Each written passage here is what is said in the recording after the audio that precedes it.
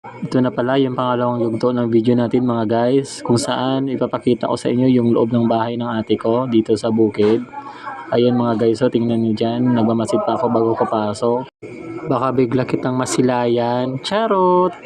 Ito pala yung loob ng bahay nila mga guys, kung saan puro kawayan yung paligid na makikita mo sa loob. Tsaka mga guys, ang cute ng mga tubigan nila dito, yung mga gamit nila dito. Talagang payapa yung buhay nila dito mga guys, kung saan probinsyang-probinsya talaga yung dating mga guys. Kita nyo naman talaga, binuksan ko muna yung mga ano nila dyan, baka may natira pa silang pagkain kasi parang nagugutom na ako mga guys. Ayan, tingnan mo, parang nababalo ako dyan, binukumpas ko yung kamay ko.